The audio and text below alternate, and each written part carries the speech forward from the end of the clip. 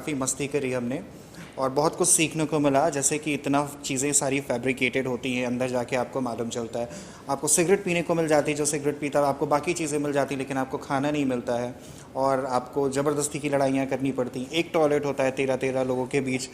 तो बस आपको मतलब असली मायने में जीवन के कई सारे महत्वपूर्ण चीज़ों की असलियत पता चलती है। कौन सा दिन याद आता है आपको जब बहुत मुश्किल आपको आई और कि ऐसा लग रहा हो कि अब चला ही जाऊँ यहाँ से?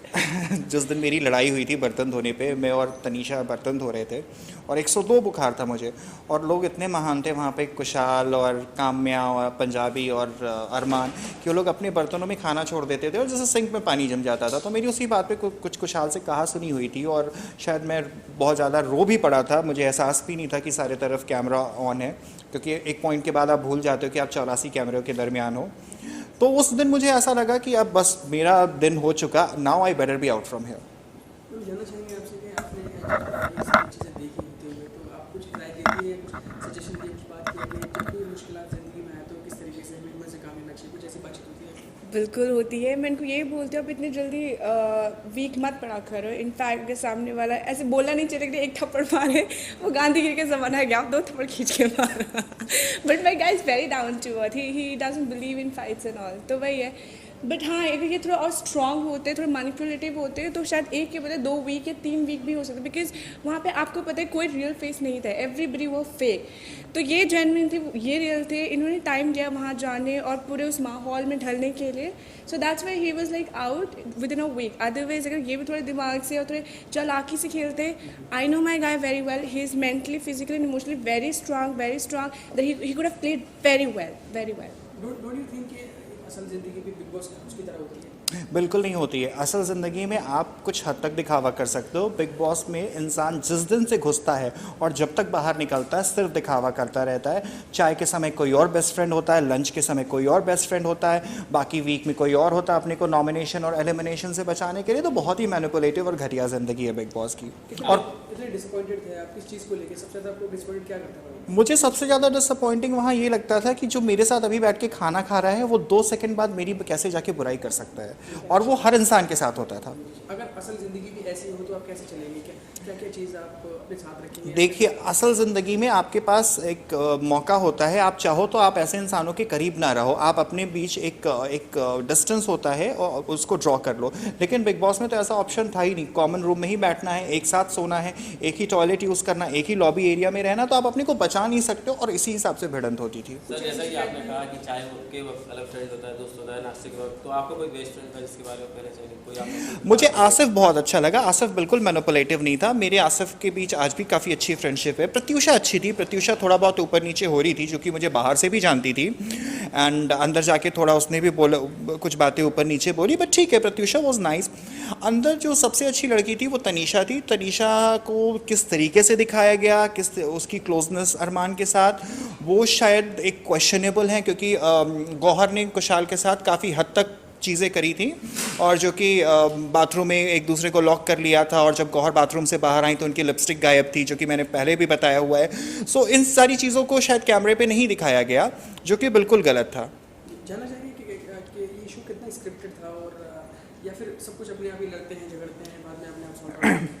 देखिए, अगर आप ये बोलो शो स्क्रिप्टेड है तो 100% शो स्क्रिप्टेड नहीं है। आप जब अंदर जाते हो तो ऑफ कोर्स आपको पॉइंटर्स दिए जाते हैं, ये शो का फॉर्मेट है, आपको इस तरीके से चीज़ें करनी है, लेकिन शो रिग्ड ज़रूर है, क्योंकि विनर मुझे लगता है पहले से ही फिक्स्ड होता है।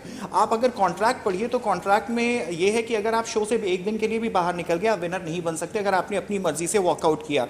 गौहर खान शो छोड़कर गई थी कुशाल की बाहों में, कुशाल उन्हें लेकर गए थे, और उसके बाद भी वो विनर थी उस सीज़न की। तो इससे साफ साफ पता चलता है कि गौहर खान का शो ऑलरेडी फिक्स था विनर होना। अकॉर्डिंग टू यू शो जीता कैसे जाए? बहुत मैनिपुलेटिव होके या फिर बीइंग ऑनेस्ट? आई थिंक आप जो भी बिग शॉट लोग हैं शो से जुड़े हुए, उनके साथ देखिए, आप अगर मॉडेस्ट की बात करें तो क्या डॉली बिंद्रा में कोई कमी थी? डॉली बिंद्रा ने तो इतनी अच्छी टीआरपी दी, डॉली बिंद्रा ने शो क्यों नहीं जीता? श्वेता तिवारी ने ही क्यों शो जीता?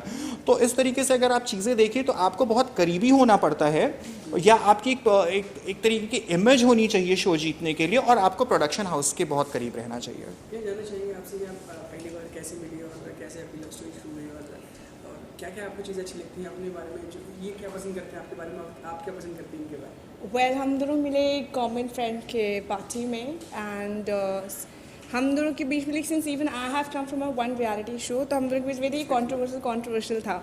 सो हम लोग ये डिस्कस कर रहे कि लोगों को क्या मिथ है कि जो शो में दिखाते हैं इंसान वैसे ही असली में है, जबकि ना विवेक वैसे थे और ना मैं वैसे थी. तो जब हम लोग एक टेबल में बैठे we share so many things कि कैसे क्या है नहीं, देन वी रियलाइज हम दोनों के बीच में काफ़ी चीज़ें मिलती जुलती हैं. सो द बेस्ट थिंग वही चीज़ हम लोगों को ट्रैक कर गई, तो वही रियलिटी शोज. दूसरी चीज़ बॉन्डिंग, तीसरी चीज़ अंडरस्टैंडिंग लेवल.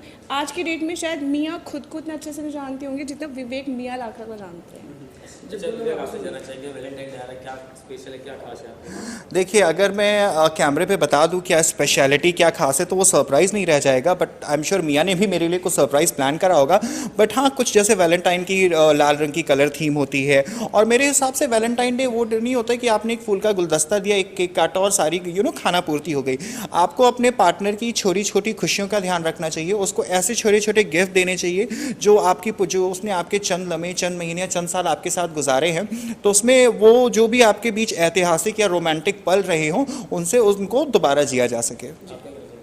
मैं इनके क्या कर रही हूँ, जैसे मैंने कहा सरप्राइज, अगर मैं अभी बोली तो क्या रहेगा. But yes definitely I am planning something really special, because खैर हम लोग के बीच में तो लव और गिफ्ट एक्सचेंज डेली होते हैं, but 14th is something specially dedicated for couple. So I would really want that I should organise something really special for my guy. भैया जानना चाहेंगे आपसे कि आपकी क्या एक्सपेक्टेशंस है आपके, आप जैसा आपने बताया कि आप अंडरस्टैंडिंग बहुत है आप ज़्यादा, तो हम सोच सकते हैं कि रिलेशनशिप उस मोड पे आ चुका है जहाँ शादी का कुछ प्लानिंग से.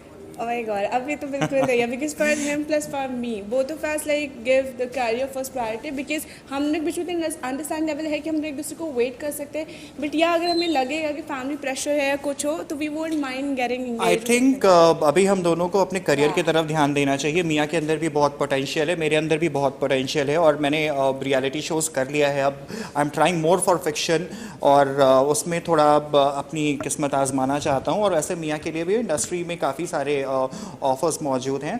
तो अभी हम लोग इन करियर में एक दूसरे का साथ देना चाहते हैं, आगे जाना चाहते हैं. और मेरे हिसाब से शादी ऐसा कोई ठप्पा नहीं है कि जो आपको स्टाम्प पेपर पे या सर्टिफिकेट पे लाके इकट्ठे रहती. आप देखिए ना ऋतिक रोशन की शादी, आप देखिए ना दोनों और फरहान की शादी, क्या गारंटी थी, किस बात की गारंटी थी. तो एटलीस्ट आप प्यार से एक दूसरे का साथ निभा रहे हो, एक दूसरे का हाथ पकड़ के चल रहे हो, चाहे वो अच्छा मोड़ हो चाहे वो खराब मोड़ हो. इससे बेहतर चीज़ क्या होगी ज़िंदगी क्या में. एक्सपेक्टेशंस है आपकी कि मियाँ पर्टिकुलर वो चीज़ आपके लिए ज़रूर करें ही करें रिलेशनशिप? मुझे एक एक्सपेक्टेशन है कि मियाँ से कभी कोई गलती हो जाए तो वो आके बता दें मुझसे, क्योंकि कोई भी प्रॉब्लम हो या किसी के बीच कोई भी बातें हो जाए, कम्युनिकेशन इज़ द बेस्ट की. अगर आप बैठ के उसके बारे में बात कर लो तो शायद वो बात कभी भी आगे नहीं बढ़ेगी. हो सकता हो चंद लम्हों के लिए मुझे गुस्सा है, हो सकता हो चंद लम्हों के लिए इन्हें गुस्सा है, पर जब आप किसी को प्यार करते हो, जब आप किसी को अपना समझते हो, तो बाकी सारी भूल चूक माफ़ हो जाती है. ये आपकी क्या एक्सपेक्टेशन है? ये चीज़ नहीं होनी चाहिए. ये चीज़ नहीं होनी चाहिए. जैसे वो ये कि I can not share him with any girl. ताकि कहीं पे भी जाता है स्पेशली लड़की के साथ, he should really inform me कि baby I am going here and there. Though I do have trust in all, but वे ना जे फैक्टर्स होते हैं. ये तो मानिए प्यार में स्पेस तो होना ही चाहिए. नहीं स्पेस देती हूँ, बट वही क्या हर लड़की में होता ही होता है, वो चीज़ मेरे अंदर भी आएगा. तो मैं स्पेस देती हूँ बट स्टिल आई थिंक मियाँ इज़ लिटिल इनसिक्योर, बट वो थोड़ा समय के साथ इम्प्रूव हो जाएगा. विवेक की सबसे बड़ी बुराई क्या है जो आप कहते हैं ये नहीं है? सबसे बड़ी ये बहुत इजीली ट्रस्ट कर जाता है. सीरियसली ये इनफैक्ट अगर आप एक चैप्टर अपने बारे में खोलोगे, ये अपने पूरे सब कुछ खोल देंगे and he will gonna give all his like best, चाहे फाइनेंशियली हो, इमोशनली हो, या फिर कॉन्टैक्ट से कुछ भी हो.